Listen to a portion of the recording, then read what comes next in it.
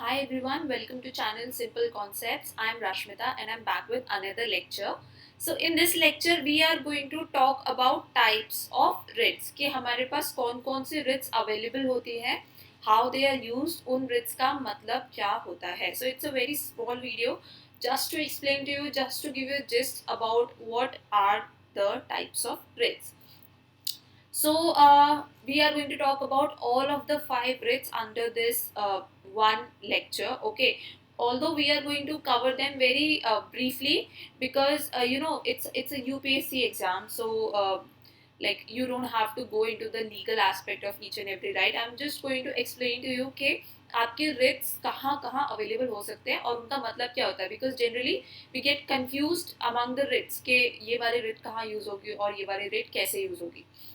So we are going to discuss about this in this lecture. So before starting with the lecture, there is this Unacademy UPSC Championship 2.0. It is an all India free mock test series for UPSC CSE prelims 2020 and 21 paper 1 GS. So if you get a good rank in this free mock test series, then you can win a chance to meet UPSC CSE 2019 toppers. Also you can win a chance to meet top educators and an academy subscription scholarship. So you are going to get this scholarship if you get a good rank in this test series.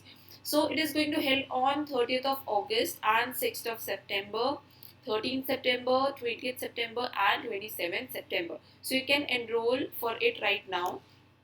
Also, all of you know there are very few days left for UPSC exam. So if you need to start preparing with Unacademy. So I'll tell you the benefits of one subscription of Unacademy. कि आप एक बार अगर Unacademy को subscribe करेंगे, so what are all the benefits that you are going to get? So you can learn live from the comfort of your home. As you all know, you don't have to go here and there and spend your time in traveling. You can also get unlimited access to all the courses. So once you subscribe, you are going to get unlimited access to all courses. Top educators of India on one platform, exhaustive coverage of syllabus, regular doubt clearing sessions, live test series. You will also get all of your study material in PDF format and answer writing sessions, and also mentorship and guidance from Unacademy educators. So it's like a one-stop solution for complete UPSC CSE preparation. You get structured batches with top educators, batches in Hindi, English, and bilingual. Also, you get late night as well as 2 year batches. You get 100% syllabus coverage, vast range of optionals, prelims test series with evaluation, mains test series with evaluation, dedicated doubt clearing classes, daily current affairs practice, essay and answer writing practice, performance analysis, sectional quizzes, and also interview preparation. So here are four batches which are recently going to start on Unacademy. I'll tell you the like what are you going to get in these batches, some information about the batches. So the first one is Mission UPSC CSE 2021. It's a bilingual GS batch course. मतलब आपको हिंदी और English दोनों language में पढ़ाया जाएगा. It's starting on 31st of August 2020. It's a 1 year batch course and your entire syllabus will be covered with top educators. You get prelims and mains test series with analysis, doubt clearing sessions and interview preparation. Next one is Lakshya UPSC CSE 2021. So it is also going to start from 31st of August 2020. It is also for 1 full year. The only difference between this and Mission UPSC CSE is कि ये वाला जो group है Lakshya UPSC CSE, it's for the people who are preparing for UPSC in Hindi medium. Okay, तो जो Hindi medium से prepare कर रहे हैं वो लोग ये वाला batch join कर सकते हैं. Also, the third one is Expedition UPSC CSE 2021. So this is going to start from 31st of August. So it's a English medium group. So everything will be taught in proper English language. Notes will be given in English language only. So it is starting from 31st of August 2020. It's a full year batch course. Your entire syllabus will be covered with top educators, prelims and mains test series with analysis, PDF study material, dedicated doubt clearing session and interview preparations. So last one is Mission UPSC CSE 2022. So it's a bilingual GS batch course. It's for the people who are planning to give their exam in 2022. It is starting from 1st of September 2022 I'm sorry, 2020, 2 years batch course. It's a 2 years batch course, and full syllabus will be covered with top educators, prelims and mains test series with analysis, PDF study material, get PDF study material, and dedicated outline session and interview preparation. So here is a deal for you. If you use our code SIMPLEYT, then you can get an extra 10% discount. So this is the procedure. So once you subscribe for Unacademy, you click on this button, get subscription. Then this page will appear. So for example, subscribe for 24 months. तो आपको कितना amount पे करना पड़ेगा? 64,000.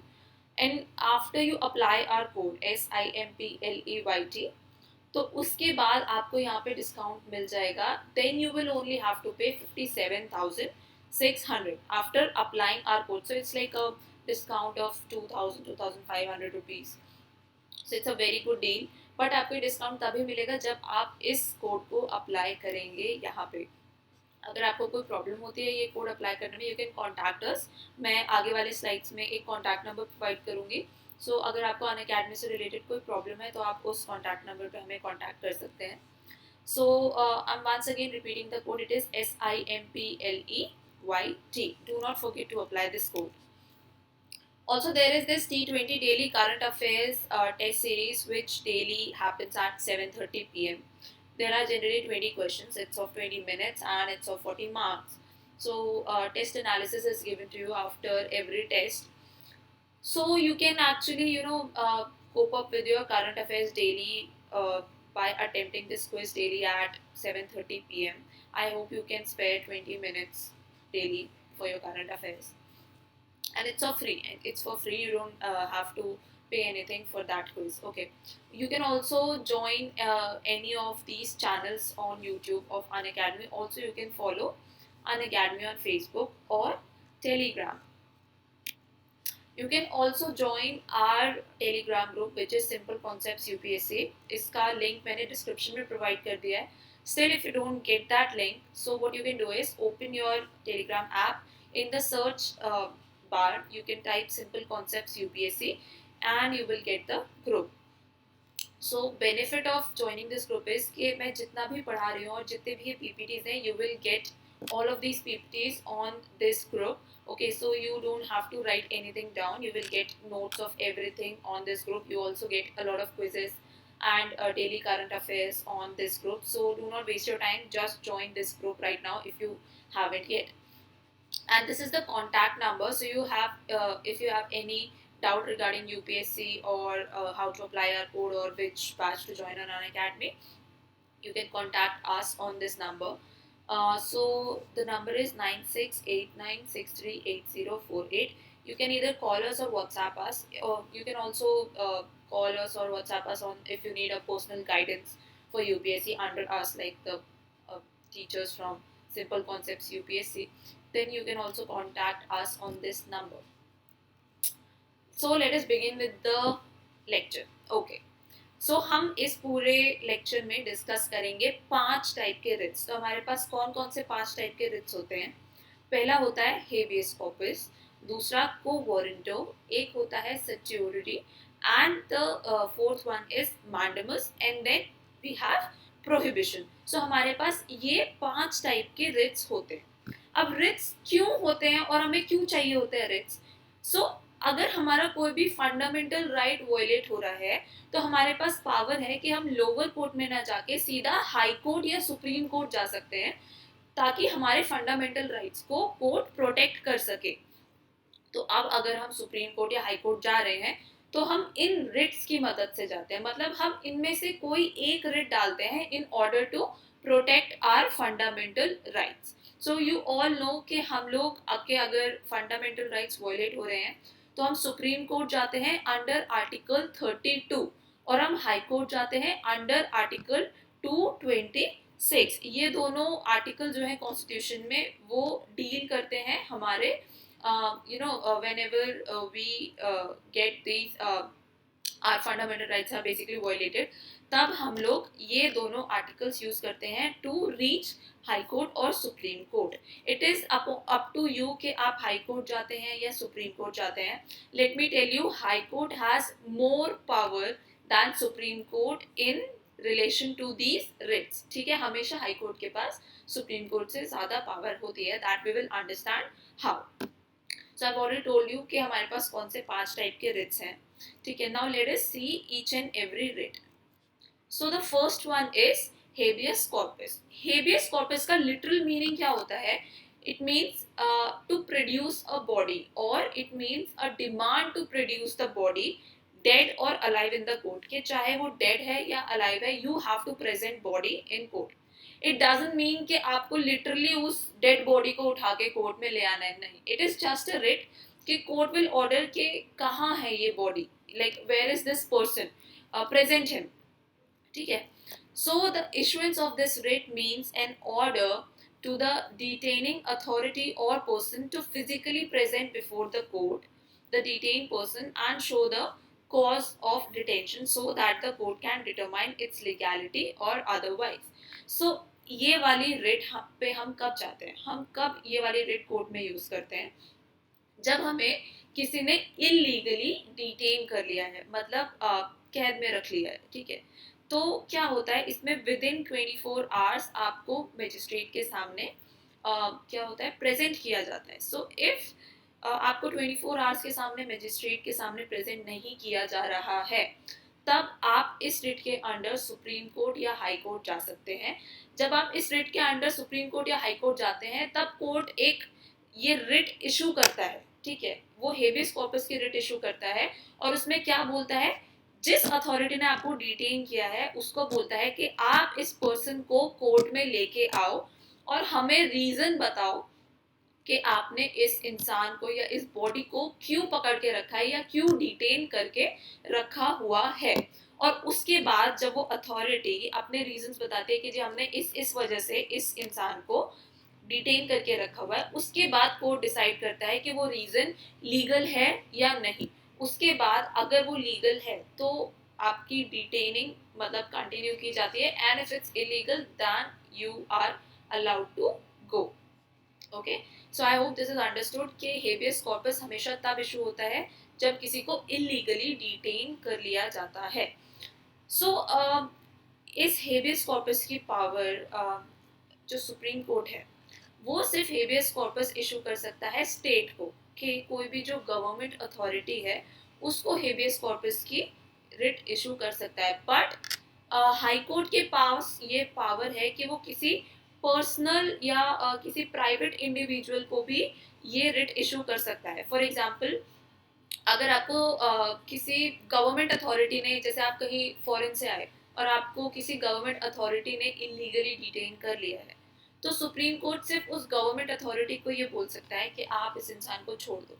अगर आपको किसी private individual ने जो गवर्नमेंट से जिसका कोई लेना देना नहीं है उसने डिटेन करके रखा है, तब उससे आपको छुड़ाने की पावर है हाई कोर्ट के पास. सुप्रीम कोर्ट सिर्फ स्टेट को हेबियस कॉर्पस इशू कर सकता है, और हाई कोर्ट के पास पावर है कि वो स्टेट को भी इशू कर सकता है और किसी प्राइवेट इंडिविजुअल को भी. I hope the first writ is very clear to you. Next one is mandamus.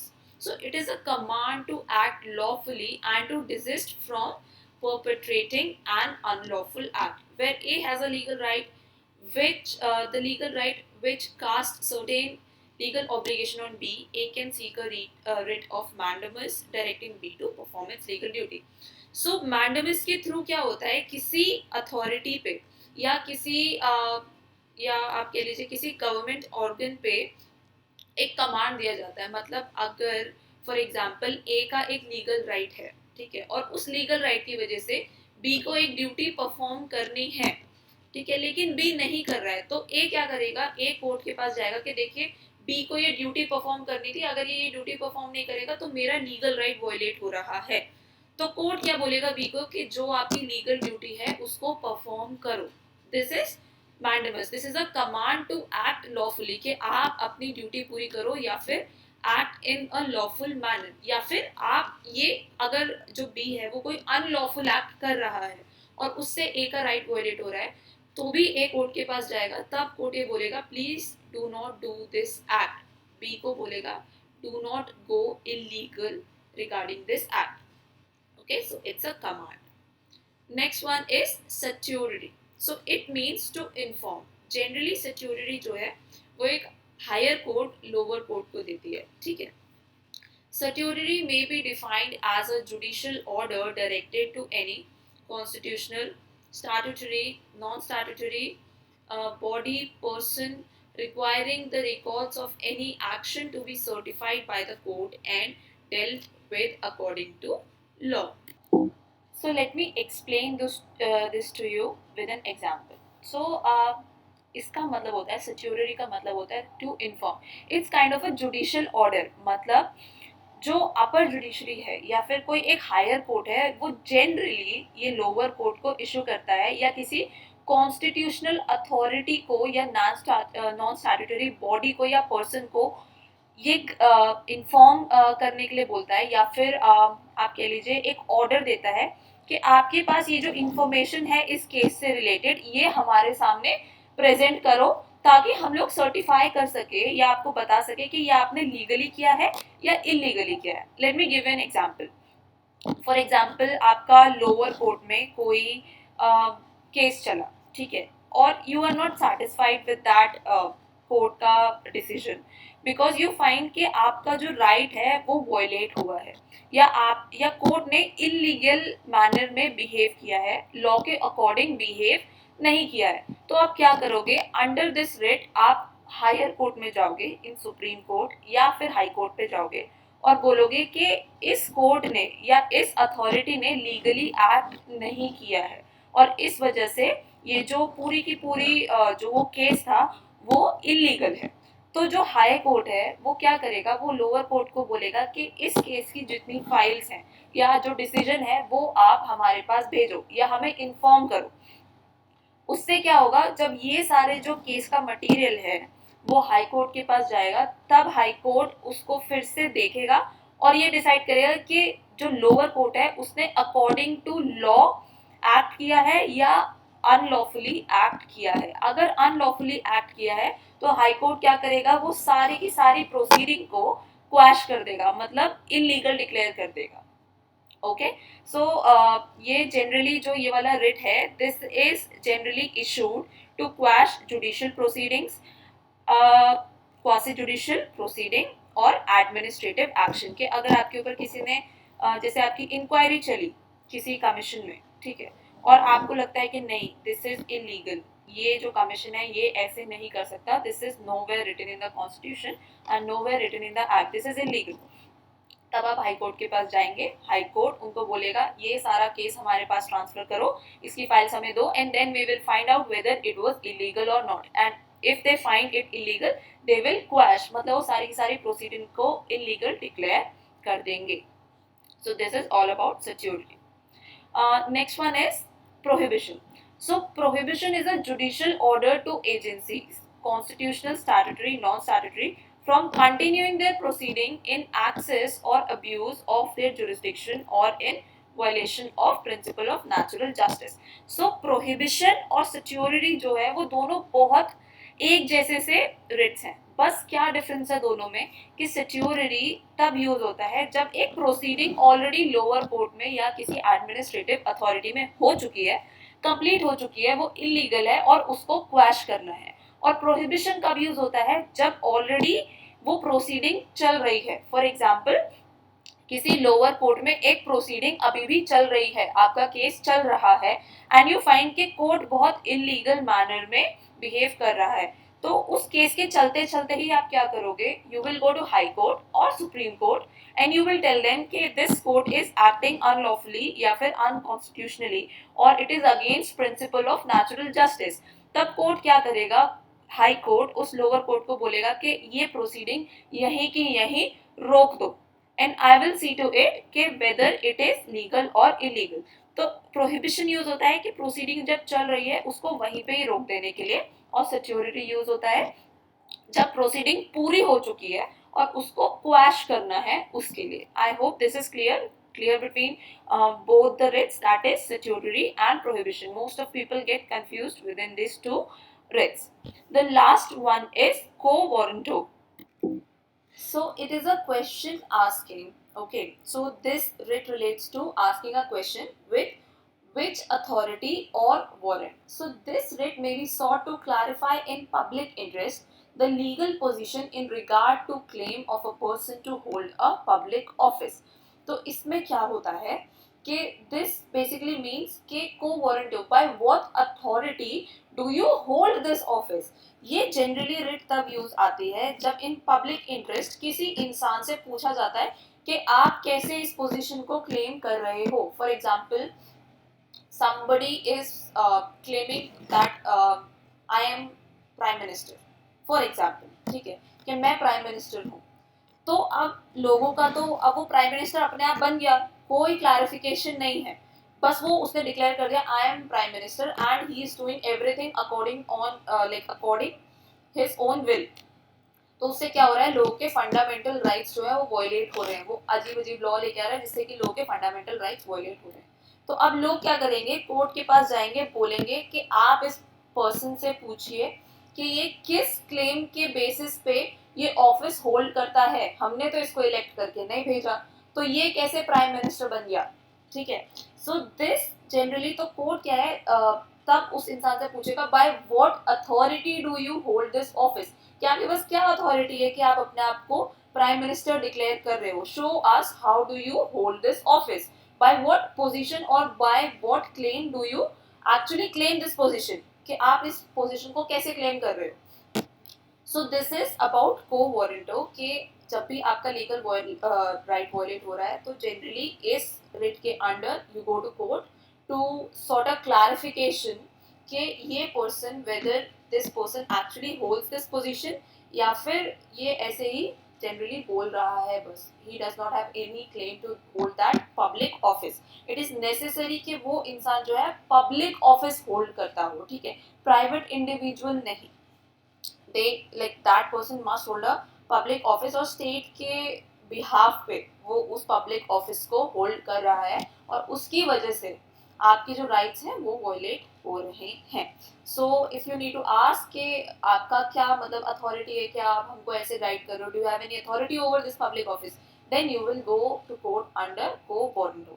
I hope you are all clear with all of the 5 writs. So if you have any doubt regarding the writs, you can ask me in the comment section. I have tried to explain it in a very brief manner with examples, with the help of examples. We are going to talk about the duties of High Court and Supreme Court regarding fundamental rights in a different video, जिसमें कि हम और भी बहुत सारी चीज़ें cover करेंगे कि कैसे कोर्ट डायरेक्ट करती है. I am just explaining in this lecture about what are the main writs, कि आपको रिट्स पता होनी चाहिए कि एक्चुअली रिट्स कौन सी किस चीज़ के ऊपर होती है. Generally match the following in questions पे बहुत बार आते हैं कि किस रिट का मतलब क्या होता है. So this is it with the lecture. I hope you all have understood what I tried to teach you here. If you have any query, you can drop a comment in this comment box. Okay. So I'll see you all in my next lecture. Till then, take care. Bye bye.